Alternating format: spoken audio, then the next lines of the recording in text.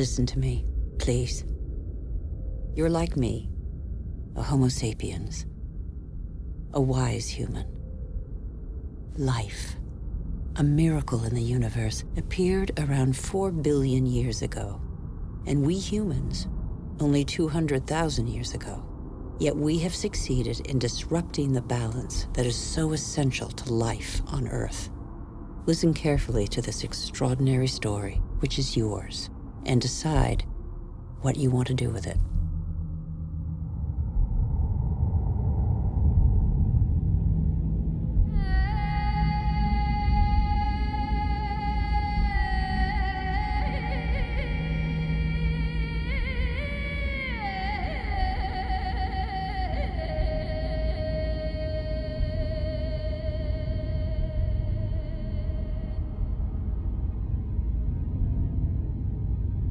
These are traces of our origins. At the beginning, our planet was no more than a chaos of fire, formed in the wake of its star, the sun. A cloud of agglutinated dust particles, similar to so many similar clusters in the universe. Yet this was where the miracle of life occurred.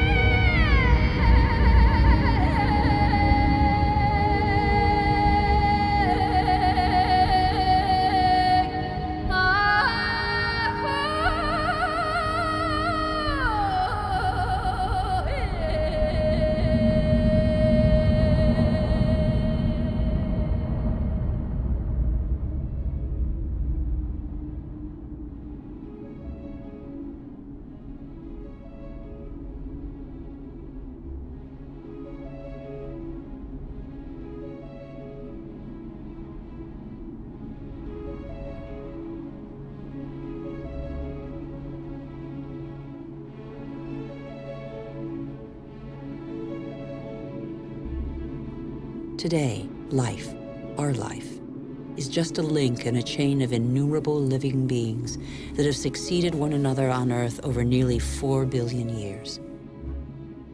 And even today, new volcanoes continue to sculpt our landscapes.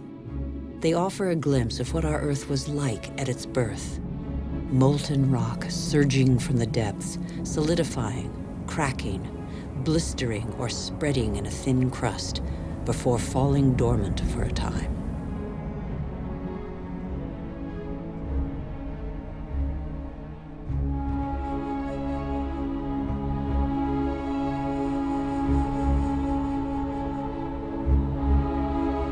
These wreaths of smoke, curling from the bowels of the Earth, bear witness to the Earth's original atmosphere, an atmosphere devoid of oxygen. A dense atmosphere, thick with water vapor, full of carbon dioxide. A furnace.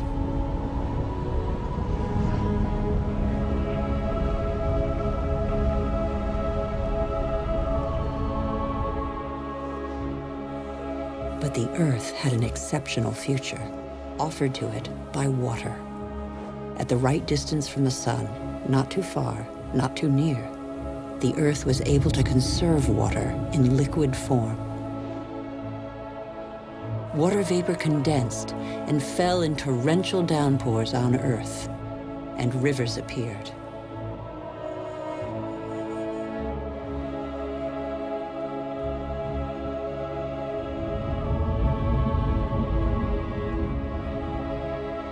The rivers shaped the surface of the Earth, cutting their channels, furrowing out valleys. They ran toward the lowest places on the globe to form the oceans. They tore minerals from the rocks, and gradually the fresh water of the oceans became heavy with salt.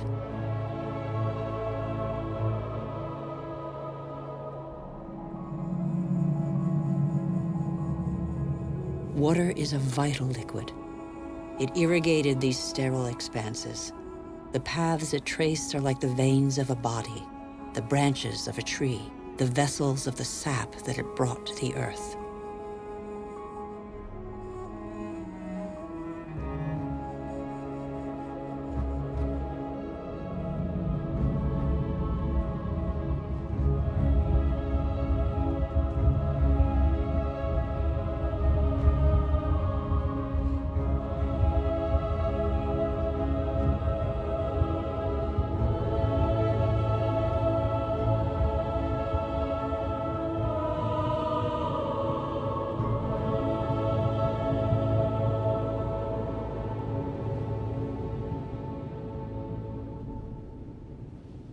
Nearly 4 billion years later, somewhere on Earth can still be found these works of art left by the volcano's ash mixed with water from Iceland's glaciers.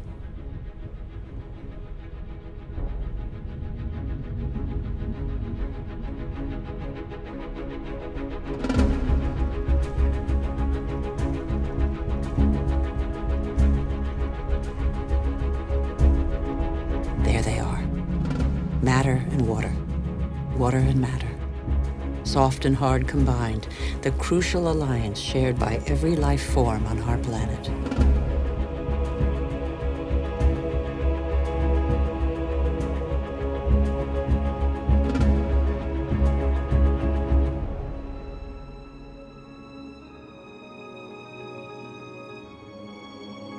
Minerals and metals are even older than the Earth. They are stardust. They provide the Earth's colors.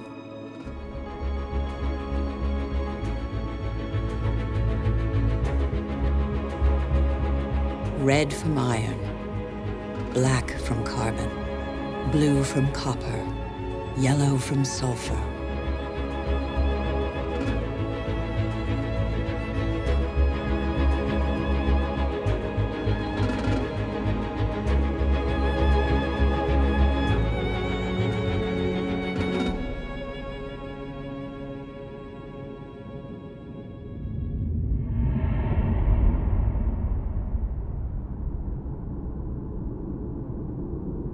Where do we come from? Where did life first spark into being? A miracle of time, primitive life forms still exist in the globe's hot springs. They give them their colors. They're called archaeobacteria.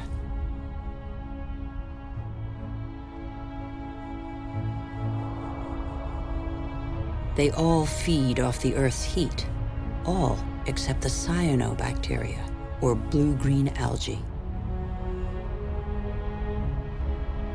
They alone have the capacity to turn to the sun to capture its energy.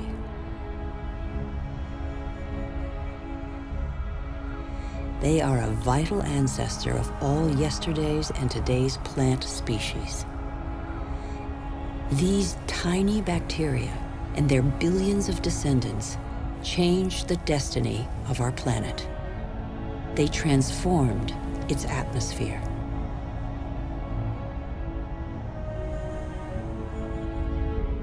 What happened to the carbon that poisoned the atmosphere? It's still here, imprisoned in the Earth's crust. We can read this chapter of the Earth's history nowhere better than on the walls of Colorado's Grand Canyon. They reveal nearly 2 billion years of the Earth's history. Once upon a time, the Grand Canyon was a sea inhabited by microorganisms. They grew their shells by tapping into carbon from the atmosphere dissolved in the ocean. When they died, the shells sank and accumulated on the seabed. These strata are the product of those billions and billions of shells.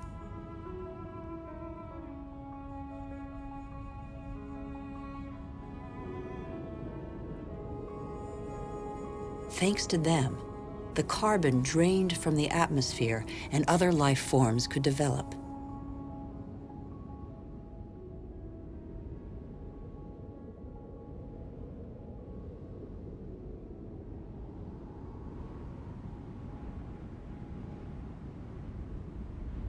It is life that altered the atmosphere. Plant life fed off the sun's energy, which enabled it to break apart the water molecule and take the oxygen. And oxygen filled the air.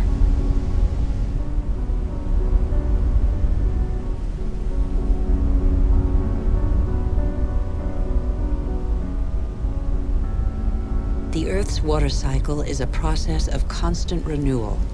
Waterfalls, water vapor, clouds, rain, springs, rivers, seas, oceans, glaciers. The cycle is never broken. There's always the same quantity of water on Earth. All the successive species on Earth have drunk the same water. The astonishing matter that is water, one of the most unstable of all. It takes a liquid form as running water, gaseous as vapor, or solid as ice.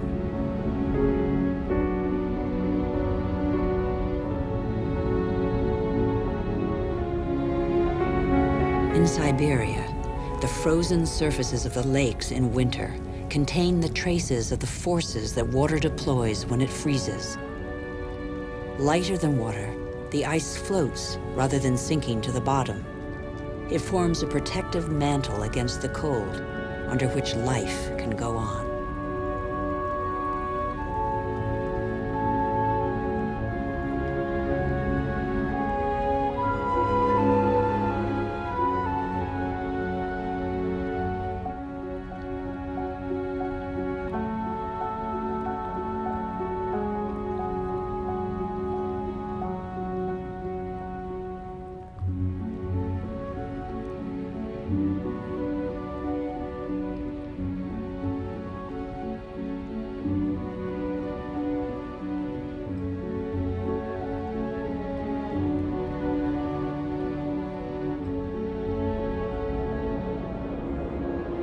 The engine of life is linkage. Everything is linked. Nothing is self-sufficient. Water and air are inseparable, united in life and for our life on Earth.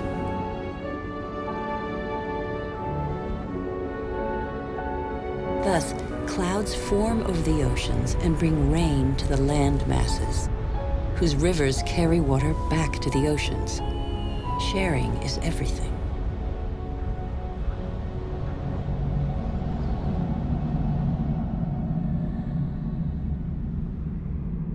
The green expanse peeking through the clouds is the source of oxygen in the air. 70% of this gas, without which our lungs cannot function, comes from the algae that tint the surface of the oceans. Our Earth relies on a balance in which every being has a role to play and exists only through the existence of another being, a subtle, fragile harmony that is easily shattered. Thus, corals are born from the marriage of algae and shells. The Great Barrier Reef, off the coast of Australia, stretches over 350,000 square kilometers and is home to 1,500 species of fish, 4,000 species of mollusks, and 400 species of coral. The equilibrium of every ocean depends on these corals.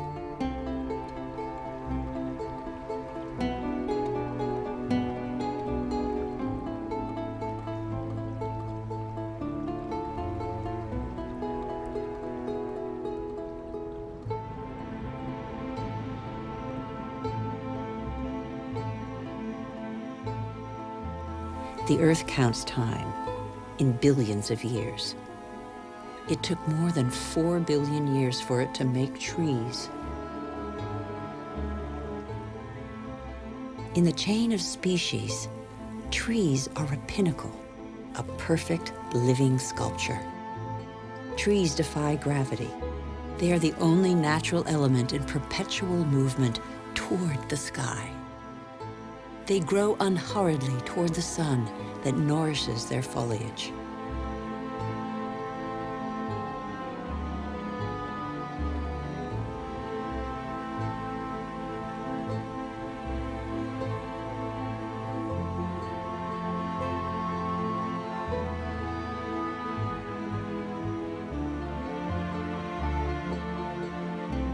They have inherited from those minuscule cyanobacteria the power to capture light's energy. They store it and feed off it, turning it into wood and leaves, which then decompose into a mixture of water, mineral, vegetable, and living matter. And so, gradually, the soils that are indispensable to life are formed.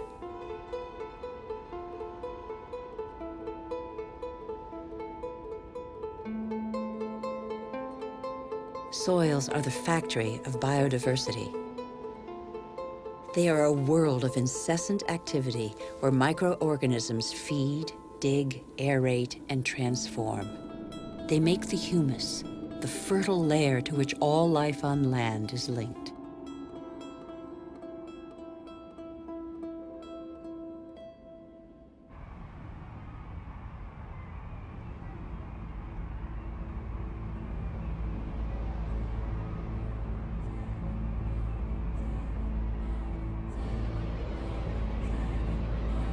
What do we know about life on Earth? How many species are we aware of? 1/10 of them? 100th, perhaps? What do we know about the bonds that link them? The Earth is a miracle. Life remains a mystery.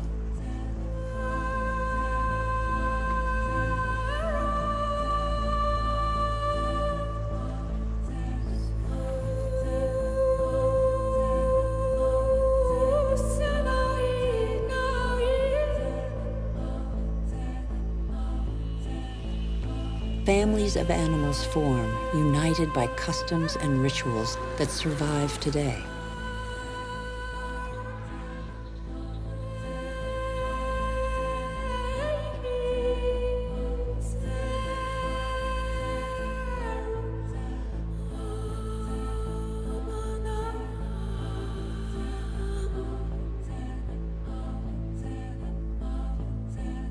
Some adapt to the nature of their pasture, and their pasture adapts to them.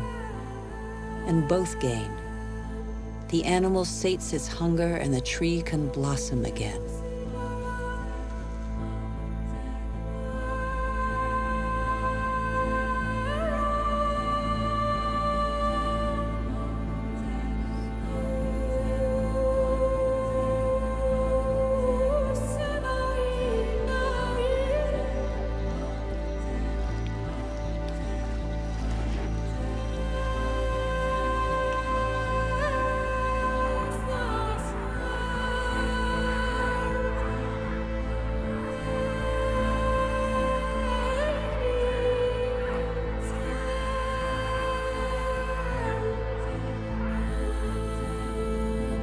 In the great adventure of life on Earth, every species has a role to play. Every species has its place. None is futile or harmful. They all balance out.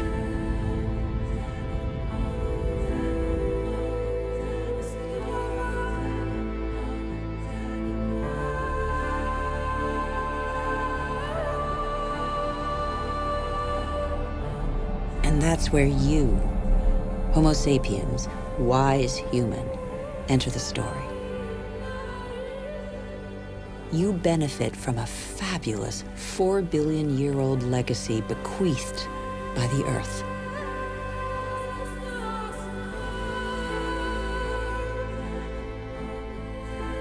You're only 200,000 years old, but you have changed the face of the world. Despite your vulnerability, you have taken possession of every habitat and conquered swaths of territory like no other species before you.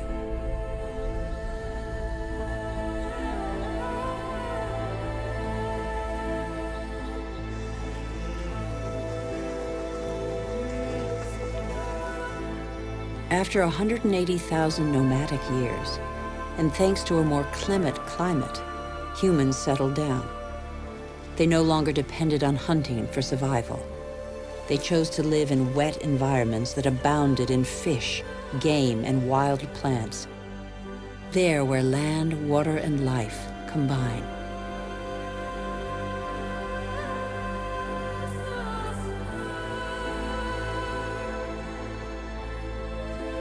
human genius inspired them to build canoes, an invention that opened up new horizons and turned humans into navigators.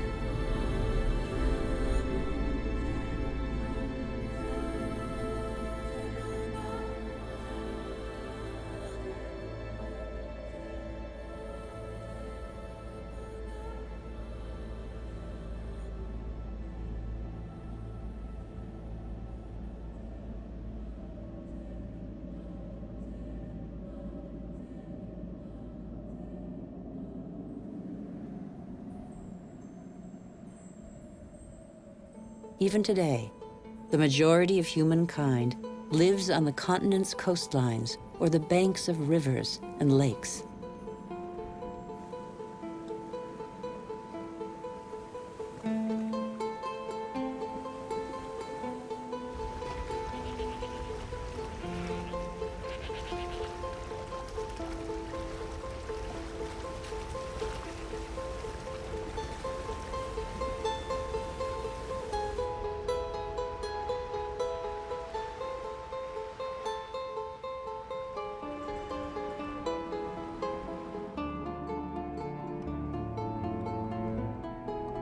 The first towns grew up less than 600 years ago.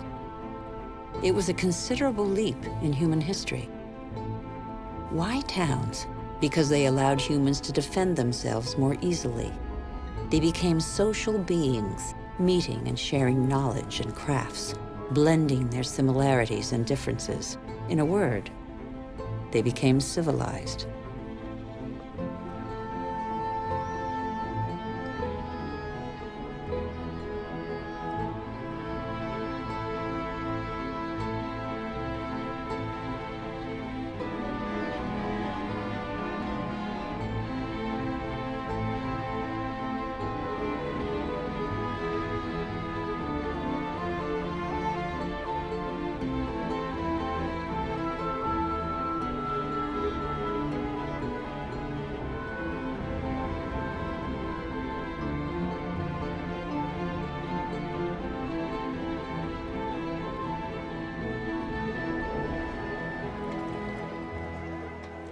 But the only energy at their disposal was provided by nature and the strength of their bodies. It was the story of humankind for thousands of years. It still is for 1 person in 4, over 1.5 billion human beings, more than the combined population of all the wealthy nations.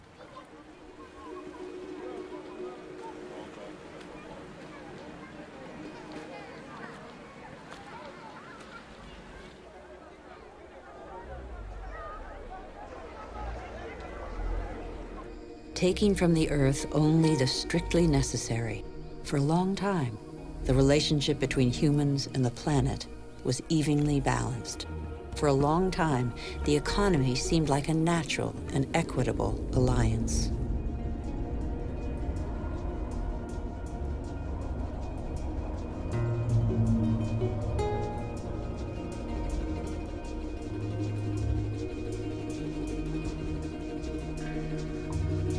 But life expectancy is short, and hard labor takes its toll. The uncertainties of nature weigh on daily life. Education is a rare privilege. Children are a family's only asset, as long as every extra pair of hands is a necessary contribution to its subsistence.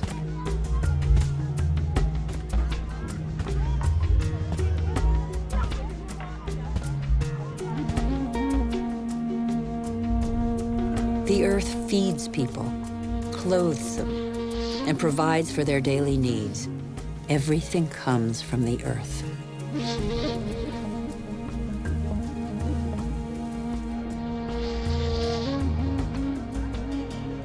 Towns change humanity's nature as well as its destiny. The farmer becomes a craftsman, trader, or peddler.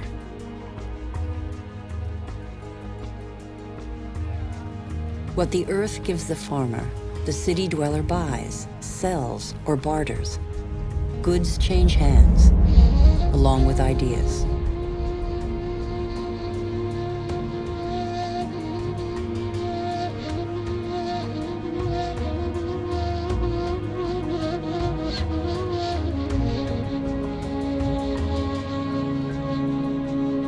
humanity's genius is to have always had a sense of its weakness. Humans tried to extend the frontiers of their territory, but they knew their limits. The physical energy and strength with which nature had not endowed them was found in the animals they domesticated to serve them.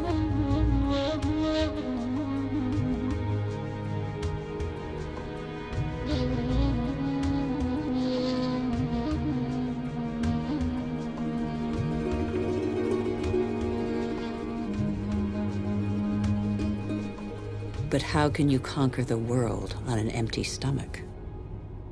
The invention of agriculture transformed the future of the wild animals scavenging for food that were humankind.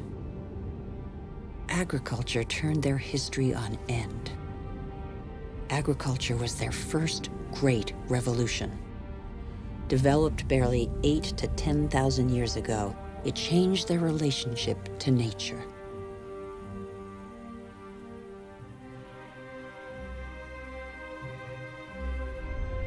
It brought an end to the uncertainty of hunting and gathering. It resulted in the first surpluses and gave birth to cities and civilizations.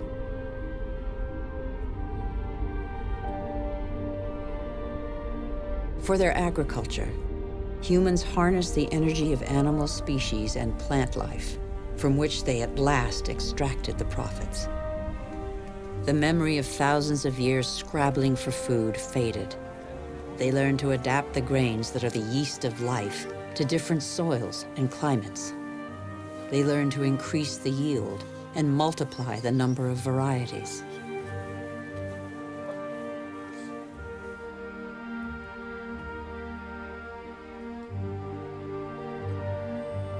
Like every species on Earth, the principal daily concern of all humans is to feed themselves and their family.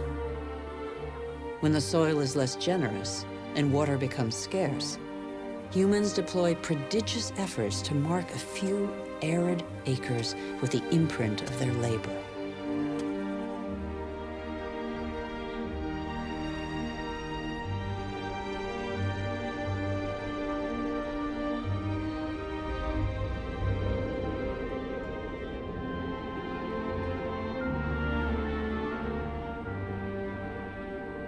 Humans shape the land with the patience and devotion that the earth demands in an almost sacrificial ritual performed over and over.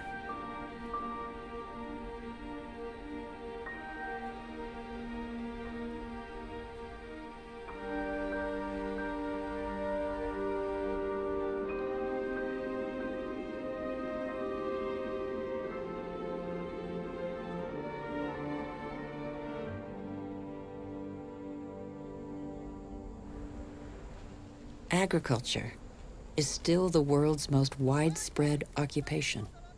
Half of humankind tills the soil, over 3/4 of them by hand.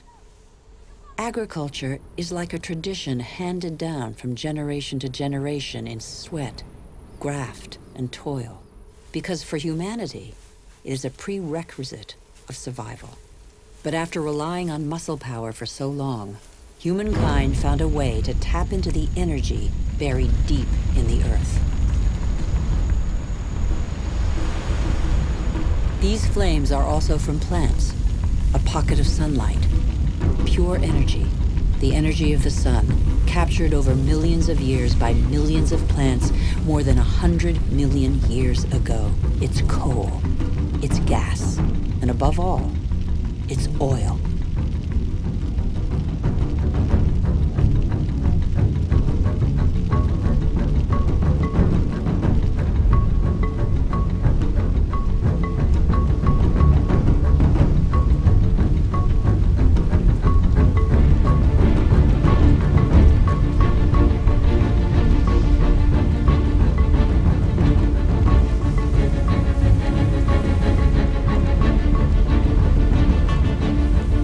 Pocket of sunlight freed humans from their toil on the land.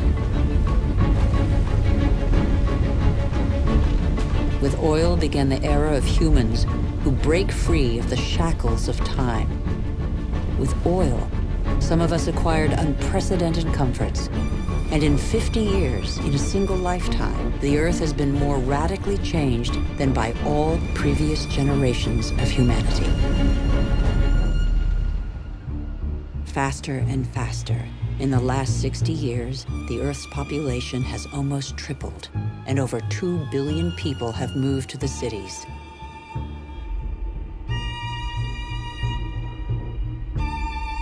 Faster and faster. Shenzhen in China, with its hundreds of skyscrapers and millions of inhabitants, was just a small fishing village barely 40 years ago.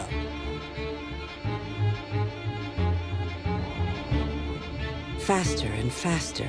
In Shanghai, 3,000 towers and skyscrapers have been built in 20 years. Hundreds more are under construction.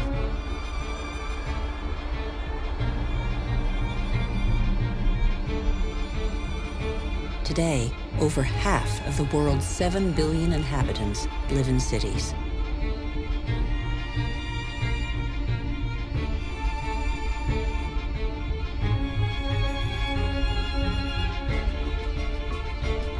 New York, the world's first megalopolis, is the symbol of the exploitation of the energy the Earth supplies to human genius. The manpower of millions of immigrants, the energy of coal, the unbridled power of oil. Electricity resulted in the invention of elevators, which in turn permitted the invention of skyscrapers. New York ranks as the 16th largest economy in the world. America was the first to discover, exploit, and harness the phenomenal revolutionary power of black gold. With its help, a country of farmers became a country of agricultural industrialists. Machines replaced men. A liter of oil generates as much energy as 100 pairs of hands in 24 hours. But worldwide, only 3% of farmers have use of a tractor. Nonetheless, their output dominates the planet. In the United States, only 3 million farmers are left. They produce enough grain to feed 2 billion people.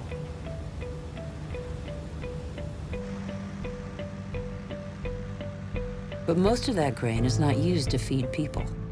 Here, and in all other industrialized nations, it's transformed into livestock feed, or biofuels.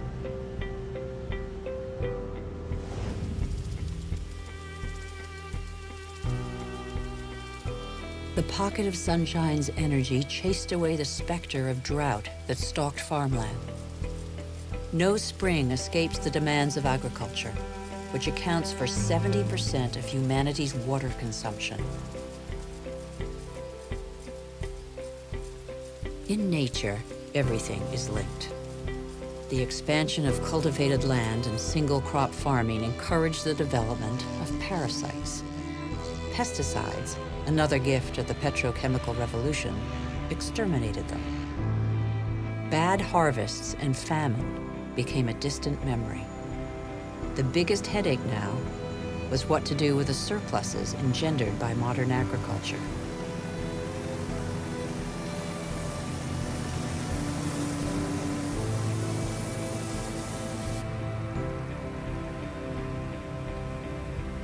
But toxic pesticides seeped into the air, soil, plants, animals, rivers, and oceans. They penetrated the heart of cells similar to the mother cell that is shared by all forms of life. Are they harmful to the humans that they released from hunger? These farmers, in their yellow protective suits, probably have a good idea.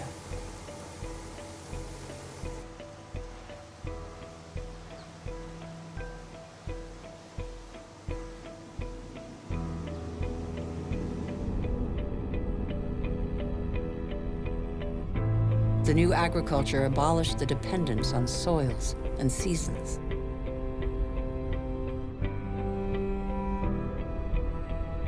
Fertilizers produced unprecedented results on plots of land thus far ignored. Crops adapted to soils and climates gave way to the most productive varieties and the easiest to transport. And so, in the last century, 3/4 of the varieties developed by farmers over thousands of years have been wiped out. As far as the eye can see, fertilizer below, plastic on top, the greenhouses of Almeria in Spain are Europe's vegetable garden. A city of uniformly sized vegetables waits every day for the hundreds of trucks that will take them to the continent's supermarkets. The more a country develops, the more meat its inhabitants consume. How can growing worldwide demand be satisfied without recourse to concentration camp-style cattle farms? Faster and faster, like the life cycle of livestock which may never see a meadow, manufacturing meat faster than the animal has become a daily routine.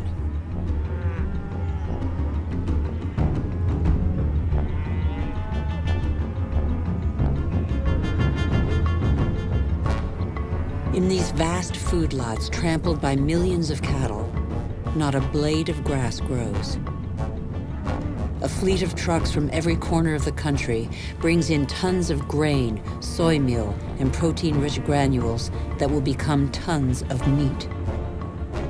The result is that it takes 100 liters of water to produce 1 kilogram of potatoes, 4,000 for 1 kilo of rice, and 13,000 for 1 kilo of beef, not to mention the oil guzzled in the production process and transport.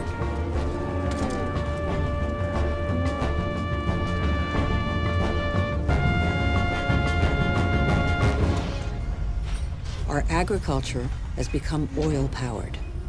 It feeds twice as many humans on Earth, but has replaced diversity with standardization. It has offered many of us comforts we could only dream of, but it makes our way of life totally dependent on oil. This is the new measure of time.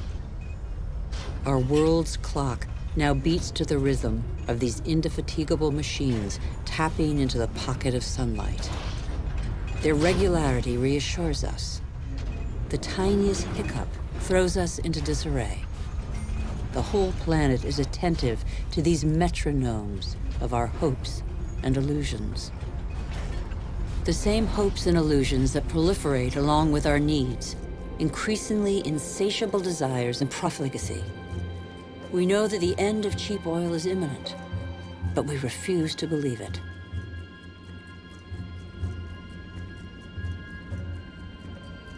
For many of us, the American dream is